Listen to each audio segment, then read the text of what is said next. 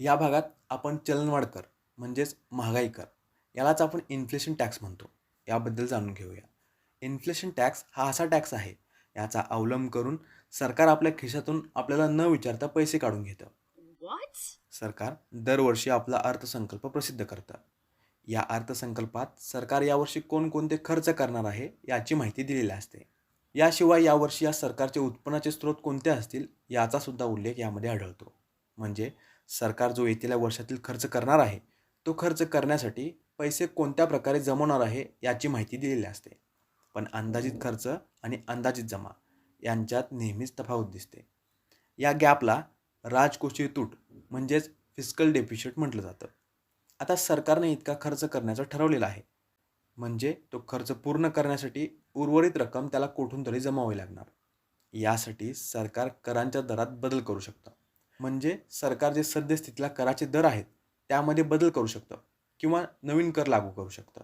अशा परिस्थितीत जर सरकारने निर्णय घेतलाच, तर सरकार नवीन करांची किंवा वाढलेल्या करांबाबत आपल्याला माहिती देतं.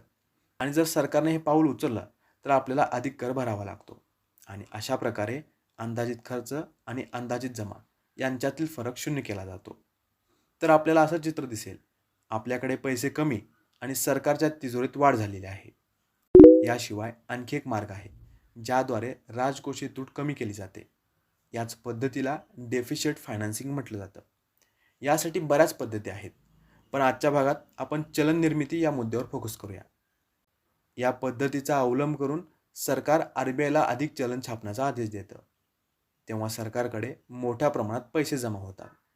याचाच वापर करून सरकार राजकोषीय तूट भरून काढण्याचा प्रयत्न करतं. पण अर्थव्यवस्थेमध्ये अतिरिक्त पैसा आल्याने चलनवाढ पाहायला मिळते. चलनवाढीमुळे लोकांची पर्चेसिंग पॉवर कमी होते. पण याचं जर निरीक्षण केलं, तर अशाच प्रकारची परिस्थिती करांच्या बदलामुळे सुद्धा झालेली होती.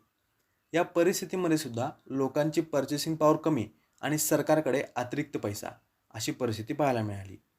पण या कंडिशनमध्ये सरकारने आपल्याला काहीच कल्पना न देता अतिरिक्त पैसा छापलेला आहे आणि राजकोषीय तूट भरून काढली. याच काल्पनिक कर्जाला इन्फ्लेशन टॅक्स म्हटलं जातं. आणि या प्रक्रियेमध्ये जो पैसा सरकारला मिळाला त्याला सायनोरेज असं म्हटलं जातं. आणखी एक गोष्ट, अंदाजित खर्च आणि अंदाजित जमा यांच्यात जो गॅप आहे त्याला इन्फ्लेशन गॅपसुद्धा म्हटलं जातं. कारण जेव्हा जेव्हा सरकार या गॅपला कमी करायचं ठरवतं, तेव्हा तेव्हा चलनवाढीची परिस्थिती पाहायला मिळते. तर आत्तापर्यंत आपण इन्फ्लेशन टॅक्स आणि इन्फ्लेशन गॅप याबद्दल जाणून घेतलं. आय होप हा व्हिडिओ आपल्यासाठी इन्फॉर्मेटिव्ह असेल.